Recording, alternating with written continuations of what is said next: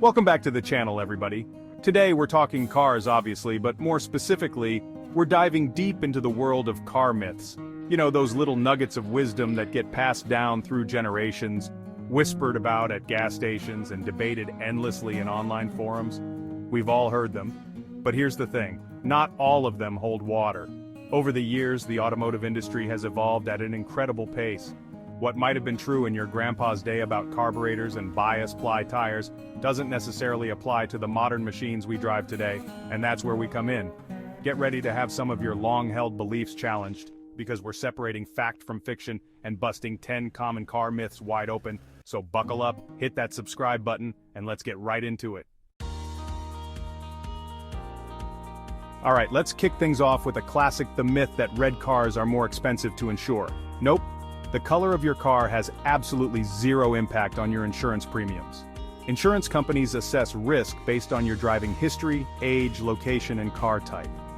There's no evidence that red cars are involved in more accidents or thefts.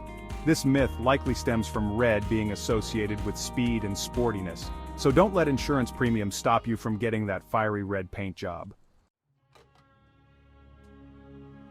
Next up, let's talk fuel. The myth. Premium gas turns any car into a high-performance beast. Premium gas has a higher octane rating, preventing engine knocking. Crucial for high-performance engines, but not for standard ones. For regular cars, it's like throwing money away.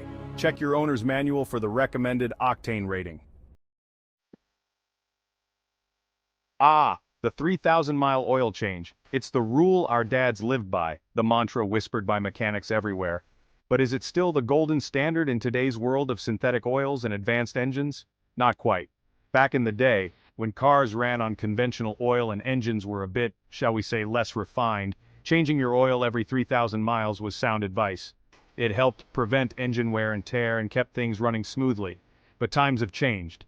Modern engines are built to tighter tolerances, and synthetic oils, with their superior lubricating properties and resistance to degradation, can last significantly longer.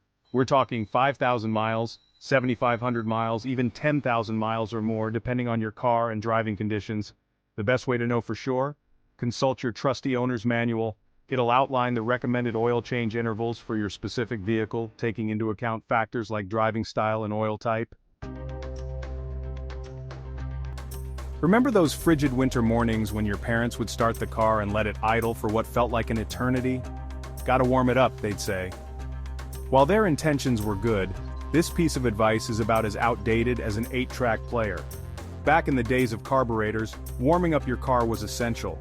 The carburetor, responsible for mixing fuel and air, needed time to reach operating temperature for optimal performance.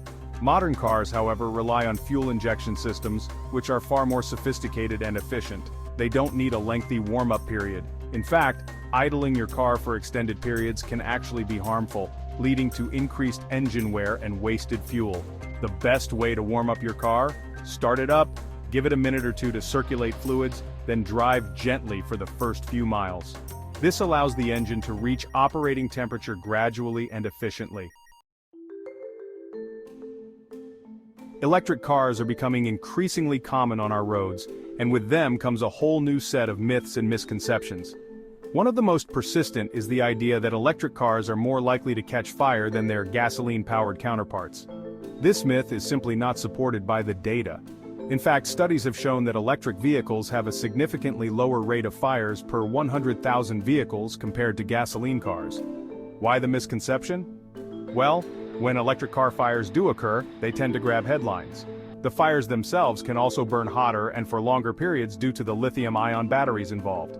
However, it's important to remember that these incidents are relatively rare. Electric car manufacturers have implemented rigorous safety measures, including sophisticated battery management systems and robust cooling systems to mitigate the risk of fires. There's a common belief that bigger cars are inherently safer. After all, wouldn't you feel more secure in a hulking SUV than a compact hatchback? While it's true that size and weight can play a role in a collision, it's not the be-all and end-all of car safety. In fact, some smaller cars actually outperform their larger counterparts in crash tests. How is that possible? Safety technology. Modern car safety goes far beyond just size and weight. Advanced features like crumple zones, airbags, electronic stability control, and automatic emergency braking all play a crucial role in protecting occupants in the event of an accident. When comparing car safety, it's important to look beyond size and focus on crash test ratings from reputable organizations like the ICUHS and NHTSA. These ratings provide a more accurate assessment of a vehicle's safety performance, regardless of its size. Chapter 7. Manual versus Automatic. The fuel efficiency debate. For years, manual transmissions held the crown for fuel efficiency.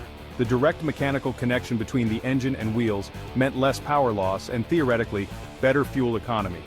However, advancements in automatic transmission technology have completely flipped the script. We're talking about transmissions with 6, 8, even 10 speeds, all working seamlessly to keep the engine in its optimal power band for maximum efficiency.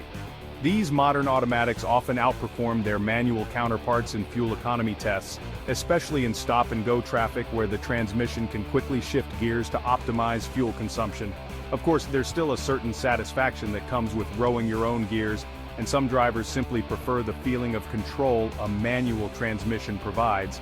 But if pure fuel efficiency is your goal, don't discount the capabilities of a modern automatic transmission. Chapter 8. Tire pressure. Don't always trust the sidewall.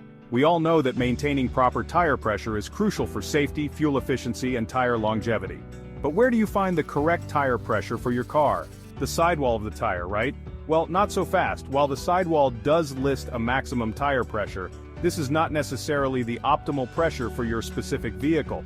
Think of it as the tire's upper limit, not its target pressure. The recommended tire pressure for your car can be found in a few places: the sticker on the driver's side door jamb, the inside of the fuel filler door, or your owner's manual. This recommended pressure is determined by the vehicle manufacturer based on factors like weight distribution, suspension tuning, and desired ride quality. Using the recommended pressure, rather than the maximum pressure listed on the tire sidewall, ensures optimal performance, handling, and tire wear. Chapter 9. Coolant versus water. Don't risk it. Here's a myth that could potentially lead to some expensive engine repairs: the idea that you can use water in a pinch if you're low on coolant. While it might seem like a harmless substitute, water simply doesn't have the same properties as coolant and can actually cause significant damage to your engine. Coolant, also known as antifreeze, is a mixture of water and ethylene glycol. This special blend serves several crucial functions. It raises the boiling point and lowers the freezing point of the cooling system, prevents corrosion, and lubricates the water pump and other components. Water alone lacks these properties. It can freeze in cold weather, causing engine damage, and it doesn't offer the same level of corrosion protection. While you can add water to your coolant reservoir in an emergency, it should be a temporary fix. Get your coolant levels checked and topped up with the proper mixture as soon as possible.